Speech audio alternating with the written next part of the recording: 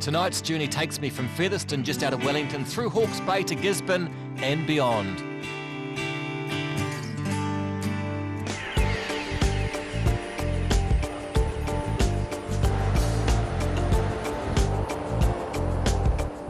This is exciting. I'm leaving the Wellington region and I'm going right up the guts of the country to Gisborne. And I have it on good authority from some of my train whispering mates that this is the best train trip in the New Zealand rail network. On the train again, I want to see you on the train again. Well, what I've found is there's two sorts of train people. There's those who are into diesel and there's those who are into steam. And well, I reckon I'm partial to a rail car. The greatest transport advance recorded in years is the rail car. It's the thrill of a lifetime for veteran driver Ernie Peach as he drives the first of the new diesel rail cars on its maiden trip from Wellington to Napier. Let me tell you about rail cars. These things were built to replace the trains on the provincial lines. They went both ways, not uncommon these days, and they're like buses, and the passenger and the engines were all in there together. Wow. And the thing for me, someone approaching 40, and I'm sure this is the same for a lot of you, is this is the first sort of train I ever rode in, was a rail car. So this colour of the red-purple vinyl and that smell is just so rich in memories and evocative, and I think that's probably the reason that it's the rail cars that really get me going.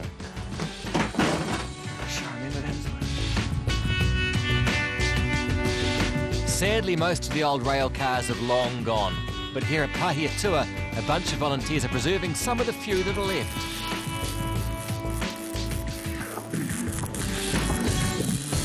This is the standard rail car, and there were 6 of them.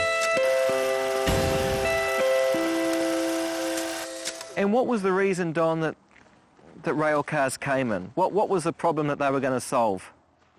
I think probably they were in the early stages of competition from the car and the bus in the 1930s, Marcus. And railways were searching for ideas to improve their services and retain the passengers. They were faster and more economical. They only took 2 crew. Because the steam trains were slow and they were smoky and there was water and a lot of shagging around with waiting to get the boilers redone and all that sort of stuff. Yep. And it worked. Yep, it did. Yep. It worked for 40 years. Yep. This is a Wairarapa rail car. There were 6 of these. They were a lightweight, specialised vehicle designed particularly for the Rimataka incline. To go over the 115 grade? Over the 115 grade, correct. They were nicknamed the Tin Hares because they were capable of very high speeds, and comparatively speaking in those days, 60 mile an hour on the flat. What changed? Well, when the tunnel opened in 55, they were just put to one side because they were no longer needed. So they just died a slow death and tucked away in the siding somewhere. Fortunately, some guys from Pahiatua had the foresight to save this, or decide to save this one. I thought, well, if my grandkids are ever going to see one, I'll have to build one for them.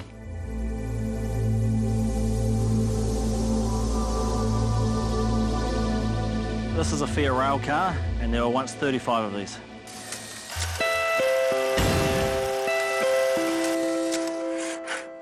You'd be a bit young for this sort of caravan, wouldn't you, Doug?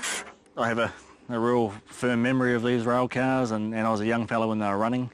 And so the gleaming red image, the white stripe, you know, at 100 kilometres an hour or whatever they did through there was you know, quite fascinating to me. But what's the incredible story is that out of all of these, this is all you've got. For almost 20 years, that if you went around and asked anybody, they'd say nothing there are no Fiats left, nothing survived. The Pahiatua crew salvaged one old Fiat from Auckland Airport, where it was used for emergency evacuation exercises. Gutted by fire, its body was beyond repair. So Doug hunted nationwide for another body to bolt on to the existing chassis. happened to talk to this fella, and he told me that he thought a Fiat body existed in the Kerry region. When I first came across it, walked around the corner and saw it in his house, I was just blown away, basically just by the image of the whole thing and what I saw. I couldn't believe that something like this had eluded, you know, any rail fans for the last 15 years. The holy grail of the rail car seat, this, isn't it? Yeah, well, it's the most complete, you know, most complete end that had survived. So how are you going to feel when you get this back on the tracks? I don't know if it could be any happier day than the day I found this, so if it could be happier than that, I mean, it'd be an amazing day. Two best days of your life, the day you found it and the day you... Yeah, I should really say the day I got married was probably my best day, but... this was better. Basically bringing a class of railcar back from the dead is probably the easiest way to explain it, you know. There's a lot of railway history in this neck of the woods, and I'm spending the night, another hour up the line, at a beautifully restored country station. For country people, this was their railway experience. How many stations would have there been like this in the country? Throughout New Zealand, there were over 1,000 railway stations that you would call country railway stations. They serviced a rural community in terms of livestock, and you could buy tickets here, get your mail, and they have virtually all gone. There's only 7 left in the whole country that you could say remained as entities with their sidings and the station building, the goods shed, the signals. And in many ways, Ormondville is the most authentic of those. This place has scarcely changed in any detail since 1901. What changed? The passenger and freight traffic from farming community gradually changed over to road. The last freight finished here in 1985. Can you tell me about the gangers huts? Because I'm intrigued by those. Well, we've got one of the largest collections of gangers huts in New Zealand. We've got 8 of them. Well, the railways had about 1,000 of these huts once upon a time, and they provided temporary accommodation for employees. So they were caravans that ran on rails, really, weren't they? Yes. Yeah.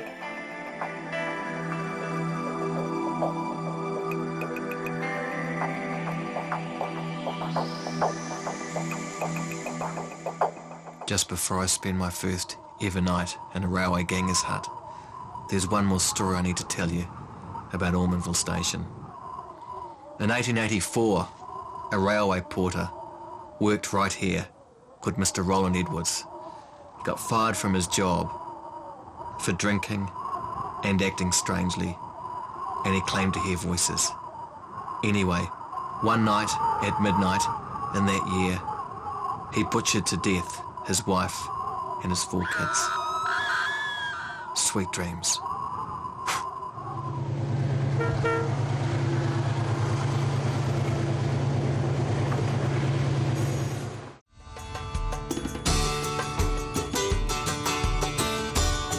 After a great night's sleep in an old ganger's hut, I'm travelling up through Hawke's Bay for a ride on a very special piece of rail. By my reckoning, this is New Zealand's most successful passenger train. It's been going for 38 years, it must have carried about 10 million people, and it's here at Splash Planet, previously known as Fantasyland in Hastings. No, you can't go again.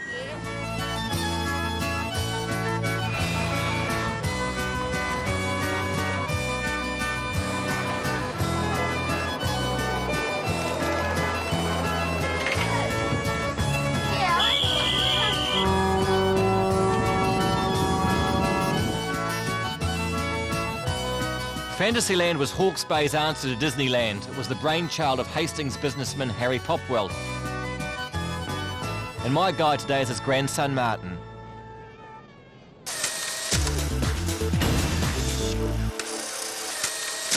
Can you just attempt to tell me a bit of the background to the history of Fantasyland? Simply was a response to a couple of overseas trips that my grandfather took in the early 60s. And he saw the Tivoli Gardens in Copenhagen and Disneyland, obviously, in Los Angeles, and felt that the community here could use a piece of land to do something similar on a smaller scale. What was it like coming here as a kid? As a young person, it was a very exciting thing to come here. You'd often even get dressed up on a Sunday with with your grandparents after church. Yeah. The train, of course, was something that you jump on as often as possible. I mean, it was really hot. You got burnt as hell riding around on the train. The other nice thing about being a kid and having the train going around is that while you were playing, it was always going round. It was always something happening. So as a kid, you were just amping to get here. It was the treat to be taken to the... Yeah, even up into pubescent years. Yeah. Some of your first kisses behind the Moon Mountain or up, that sort of thing. It was one of those parts of your childhood that, in a way, you didn't want to let go of. I know what he means, but it's as hot as hell, and all these noisy kids are freaking me out. I've got to get to Napier.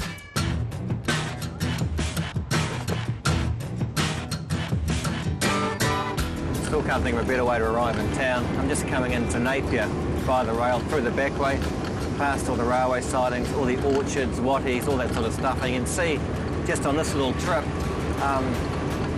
how much use the rail was for this area with all the sort of freight, livestock and produce that gets carried along this line. Gorgeous day, 30 degrees. Not the junk some people have, look at that.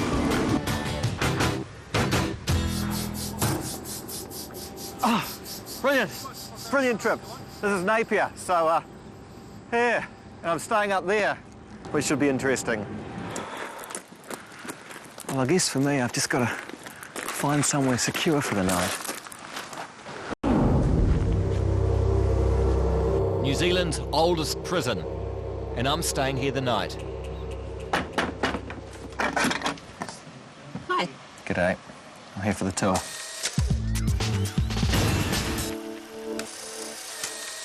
Welcome to Napier Prison. Come on in. Yeah, good. This is where you'll be sleeping. So this is solitary confinement, or the dog box, or the pound. Thank you. Yeah.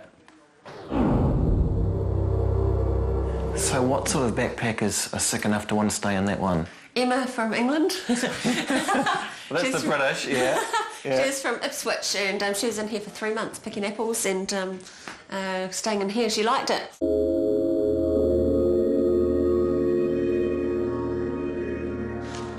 So this is the hanging yard where we also hang our washing. This is where we also say that we had the first bungee jump. It doesn't go down too well sometimes, but that's okay. No. So you can see where it's painted white. That is where they had the gallows, which they brought down from Auckland.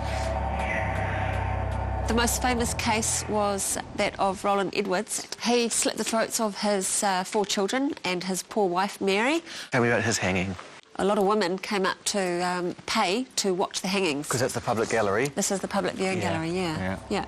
And I've heard that when they pulled the lever, it was a dewy morning, which, bit of mist or something in the air, and they pulled the lever, nothing happened. He was just standing there. So they pushed it back, gave it a wiggle, yanked it back down, and then he dropped. They reckon that the rope didn't even vibrate, which means that his neck snapped instantly. So this is the headstone here. It says RHE in July 15, 1884, and this is where, we believe that Roland Edwards was buried. It's got a funny feel to it, hasn't it? It's sort of... I mean, it's your home, clearly. Yeah, I'm quite comfortable here. Yeah, I've been here for nearly 2 years, but, people coming in on their first day, it's, it freaks them out, but when you've been here for a while, you don't feel the energy, I suppose. You can see why people get freaked out, especially when you hear some of the stories. Now, this is an interesting room. This is where one of our backpackers stayed, and she claims that she saw a ghost. He says that halfway through the night, she felt something in the room, so she kind of woke up, and there was a ghost laying on top of her. He held a knife to her throat and said, "I could kill you." What she didn't realise was that it was the 120-year anniversary of Roland Edwards being hung here, and that was the guy who slit the throats of his 4 children and his wife. It's been a funny sort of a day, I suppose. Started this morning in Fantasyland, and I've ended up in solitary confinement. Don't quite know what went wrong. But after all the talk of ghosts and hangings, I'm not freaked out, but I can't wait for tomorrow.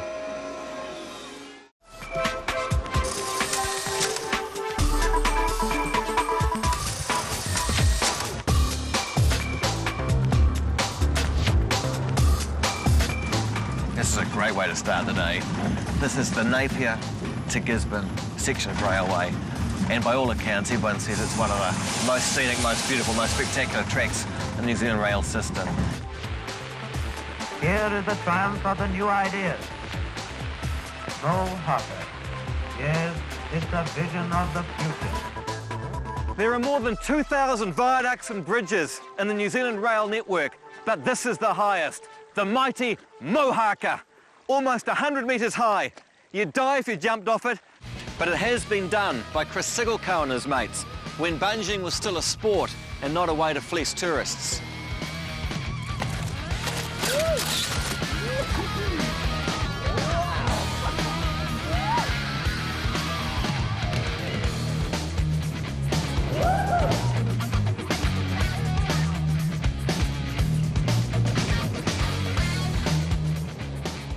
You can't do this by passenger train anymore, it's just freight.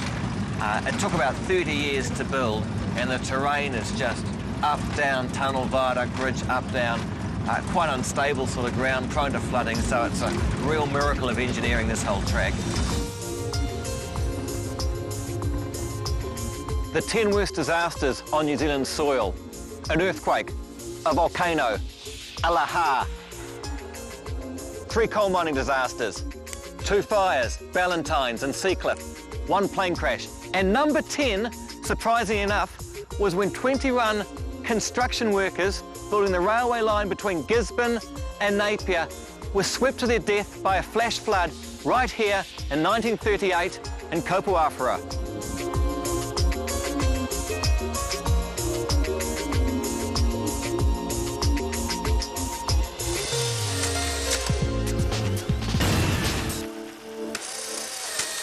So tell me what you know about how the flood started, by all accounts. Yeah, they just had a huge deluge of rain, and there was a lot of trees in the river, along with debris from when they were tunnelling and making the railway line, and it all came down and it jammed, and then it let go once the pressure of the water got too great for it.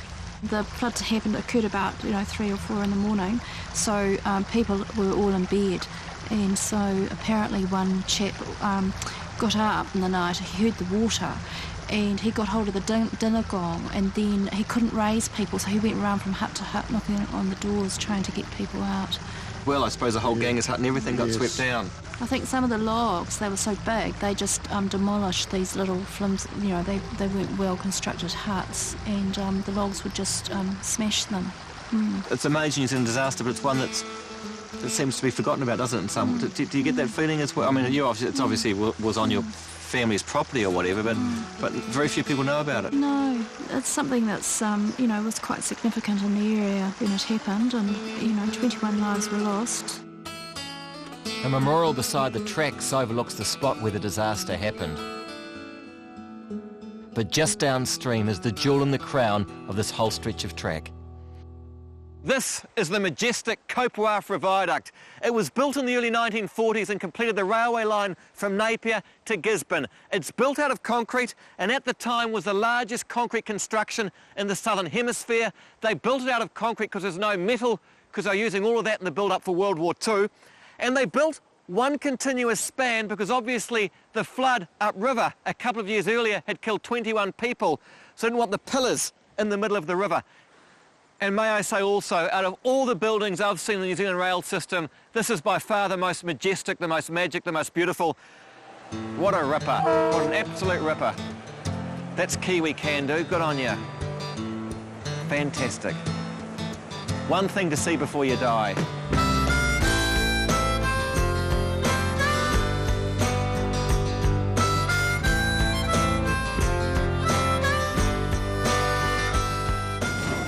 What's about to happen now is something very, very, very, very exciting. It happens here and apparently nowhere else in the world. It used to happen in Ireland, in Mauritius, and maybe Tasmania, because the Gisborne railway track is now about to cross the Gisborne airport runway.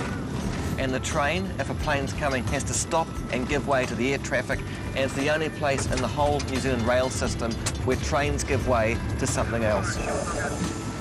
So what's the story with the airport and the runway, Murray? It's bizarre. How did it happen?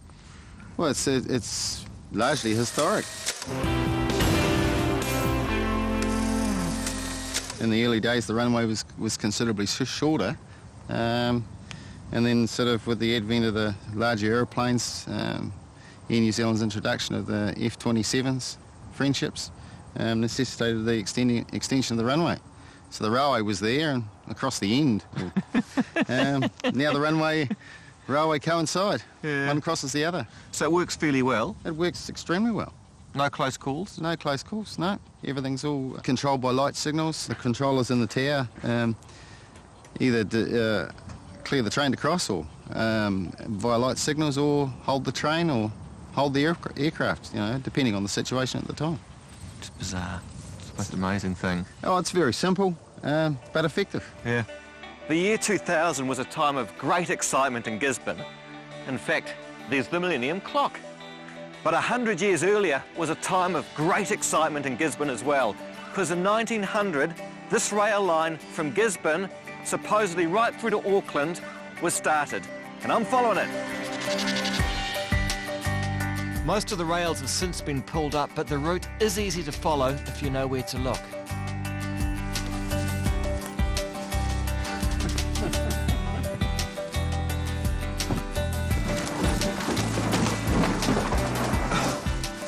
A farm with an old railway tunnel. How come you never see that in the advertisements? Farm for sale, contains old railway tunnel. And this is Motuhora, about 80 k's from Gisborne. And this is as far as the line ever got. It ended here, but tantalisingly enough, the Auckland line got as far as Taniatua, which is just about 60 k's that way. But the countryside between Motuhora and Taniatua proved to be too difficult to build the railway through there. Apparently they're going to have figure eights and all sorts of stuff, and it was going to be more complicated than the Rotorua spiral. So this is as far as the line got, although it was still used for 50 years as a railway carrying sheep and people and gravel and timber and the likes of that. And it closed in the late 50s, and they turned a lot of the railway into the road. So this for me is the end of the line, but I'm looking for more rail. So I'll see you next week, about 60 k's over there on the western side of these ranges. It's going to be hard work for me walking all this way for 7 days through the Uraweras, Tūhoe country, without my swan right little leather bag and a flannelette polo shirt, which is probably not quite the right kit and caboodle to do it. I think I'm man enough for that sort of job. Yeah, Kiwi can't do. What the heck? As long as I'm polite, I'm sure I will have fair and safe crossing. And if not, it'll just be a 9-part series.